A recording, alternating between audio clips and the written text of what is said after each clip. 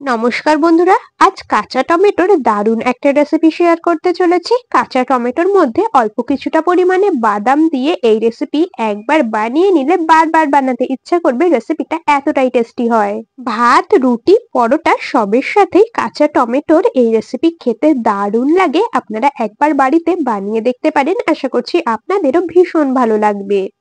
তো বন্ধুরা, রেসিপিটা তৈরি করার জন্য সবার প্রথমে আমাদের যেটা লাগবে সেটা হলো কাঁচা টমেটো। এখানে আমি এইরকম মিডিয়াম সাইজের 5টা কাঁচা টমেটো নিয়ে নিয়েছি। আপনারা যেই পরিমাণে রেসিপিটা তৈরি করবেন সেই অনুযায়ী কাঁচা টমেটোর পরিমাণ কম বেশি করে নিয়ে নেবেন। টমেটোগুলোকে পরিষ্কার করে ধুয়ে নিতে হবে প্রথমে। তো দেখুন, টমেটোগুলোকে আমি একদম পরিষ্কার করে ধুয়ে নিচ্ছি। সমস্ত টমেটোগুলোকে পরিষ্কার করে ধুয়ে নিয়েছি, আর এখন এগুলোকে পাতলা পাতলা করে কেটে নেব। আমি এইরকম স্লাইস করে পাতলা পাতলা করে কেটে দিচ্ছি। চাইলে আপনারা নিজেদের পছন্দ মতো অন্য যে কোনো শেপে কেটে নিতে পারেন। আমি টমেটোগুলোকে কাটতে থাকি, আর আপনারা এই সময়টা কিন্তু অবশ্যই আমাকে কমেন্টসে জানিয়ে যাবেন আপনারা কে কোন জায়গা থেকে আমার আজকের এই রেসিপিটা দেখছেন, তবেই না আমি আপনাদের কমেন্টসে ধন্যবাদ জানাতে পারবো। আর বন্ধুরা, আপনারা আগে যদি কখনো কাঁচা টমেটো দিয়ে এই রেসিপিটা বানিয়ে খেয়ে থাকেন, সেটাও কিন্তু আমাকে কমেন্টসে অবশ্যই জানিয়ে যাবেন। এদিকে আপনাদের সাথে কথা বলতে বলতে আমি সমস্ত টমেটোগুলোকে দেখুন এরকম পাতলা পাতলা স্লাইস করে কেটে নিয়েছি। কেটে নেওয়া টমেটোগুলোকে একটা প্লেটের মধ্যে তুলে নিলাম। আর দেখুন, ঠিক এইরকম ভাবে কিন্তু টমেটোগুলোকে আমি কেটে নিয়েছি। টমেটোগুলো তো আমার কেটে নেওয়া একদম কমপ্লিট। এখন এটাকে সাইডে সরিয়ে রাখবো। এদিকে ওভেনে দেখুন একটা কড়াই বসিয়ে দিয়েছি। কড়াইটা গরম করে নিয়ে কিছুটা পরিমাণে দিয়ে দিলাম সর্ষের তেল। আমি সর্ষের তেলেই রান্নাটা করছি। এখানে আপনারা চাইলে কিন্তু সাদা তেলও ব্যবহার করতে পারেন।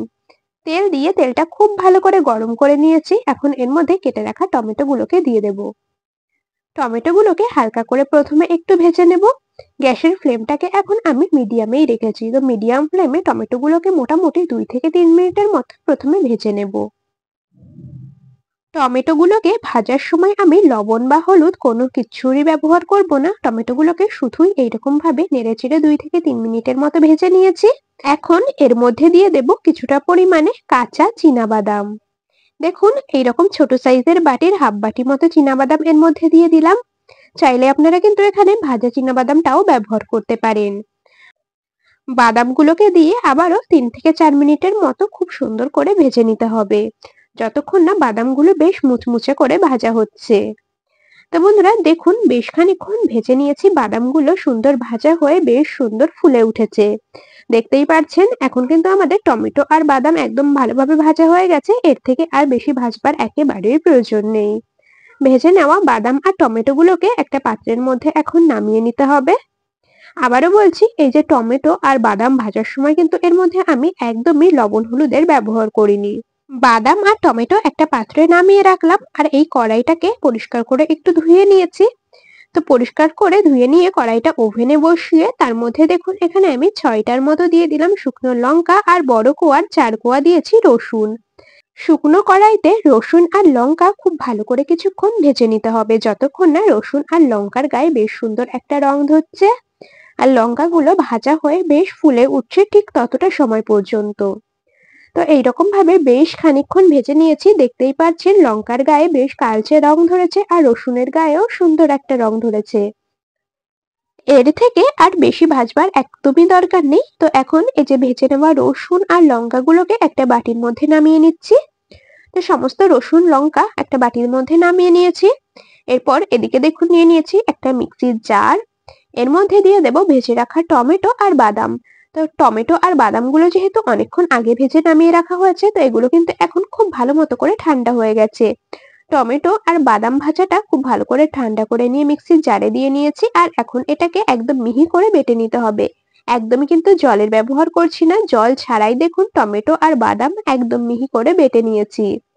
তো আপনাদেরকে একটু দেখিয়ে দিচ্ছি কতটা মিহি করে এগুলোকে বেটে নিয়েছি। তো আশা করছি বুঝতেই পারছেন।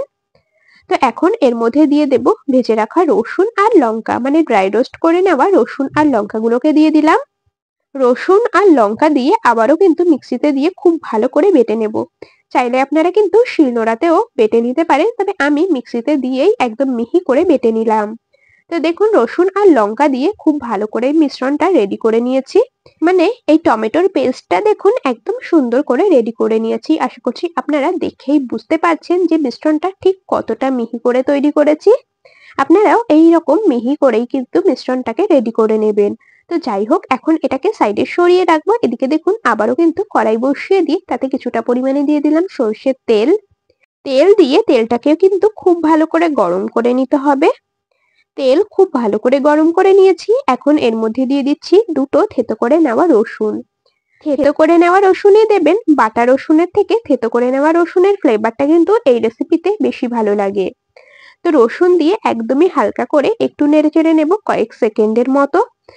থেতো করে নেওয়া রসুন দিয়ে কয়েক সেকেন্ডের মতো একটু নেড়েচেড়ে নিয়েছি। এখন দিয়ে দেব বেটে রাখা মিশ্রণটা। তো সমস্ত বেটে রাখা মিশ্রণটা কড়াইয়ের মধ্যে দিয়ে দিয়েছি। এখন হালকা করে একটু নেড়েচেড়ে নেব। আর এই যে মিক্সির জার, এটার মধ্যে যেহেতু অনেকটা পরিমাণে মিশ্রণ লেগে রয়েছে, সেই কারণে এটাকে ধুয়ে একদম সামান্য পরিমাণে দিয়ে দেব জল। এখন বন্ধুরা সমস্ত কিছু একসাথে খুব ভালো করে কিছুক্ষণ নেড়েচেড়ে মিশিয়ে নেব। আর এইরকম ভাবে বেশ খানিকক্ষণ রান্না করে নেব যতক্ষণ না এই মিশ্রণ থেকে বেশ সুন্দর তেল ছেড়ে আসছে। তো মিশ্রণটাকে কিছুক্ষণ একটু নেড়েচেড়ে নিয়েছি। এখন এর মধ্যে দিয়ে দেব স্বাদ মতো লবণ আর দিয়ে দেব পরিমাণ মতো হলুদ গুঁড়ো। লবণ হলুদ দিয়ে খুব ভালো করে ভর্তার সাথে মিশিয়ে নেব আর বেশ খানিকক্ষণ এটাকে রান্না করে নেব যতক্ষণ না এর থেকে তেল ছেড়ে আসছে। তো এটা আমি রান্না করতে করতে প্রতিদিনকার মতো আজও আপনাদের সাথে একটা কথা শেয়ার করে নিই। আপনারা যদি আমার আজকের এই রেসিপিটা ইউটিউব চ্যানেল থেকে দেখে থাকেন তবে চ্যানেলটি সাবস্ক্রাইব করে বেল নোটিফিকেশন অলে সেভ করে রাখবেন। আর যদি ফেসবুক পেজ থেকে দেখে থাকেন তবে পেজটিকে ফলো করে রাখবেন এইরকম আরো দারুণ দারুণ রেসিপির আপডেট সবার আগে পাওয়ার জন্য। আপনাদের সাথে কথা বলতে বলতে এদিকে টমেটো আর বাদামের ভর্তাটাকে বেশ খানিকক্ষণ ভেজে নিয়েছি। আর দেখতেই পাচ্ছেন ভর্তা থেকে সুন্দর তেল ছেড়ে এসেছে, কড়াইয়ের গা থেকেও কিন্তু সুন্দরভাবে ভর্তাটা ছেড়ে এসেছে। তো এইরকম হওয়া পর্যন্ত কিন্তু এটাকে ফ্রাই করে নিতে হবে। তো ভর্তা আমাদের একদম পরিবেশন করার জন্য রেডি হয়ে গেছে। তো এটাকে আমি একটা প্লেটের মধ্যে এখন নামিয়ে নেব। গরম গরম ভাত, রুটি, পরোটা যে কোনো কিছুর সাথে কিন্তু আপনারা এই টমেটো বাদামের ভর্তাটা পরিবেশন করতে পারেন। খেতে জাস্ট অসাধারণ লাগে। আমাদের আজকের এই ভর্তার রেসিপিটা আপনাদের কেমন লাগলো অবশ্যই কমেন্টসে জানিয়ে যাবেন। যদি ভালো লেগে থাকে তবে ভিডিওটিতে একটি লাইক আর বন্ধুদের মধ্যে অনেক অনেক শেয়ার করে রাখবেন। তবে আজ এখানেই শেষ করছি। আবার দেখা হবে পরবর্তী কোনো রেসিপির সাথে। ততক্ষণ সকলে ভালো থাকবেন, সুস্থ থাকবেন।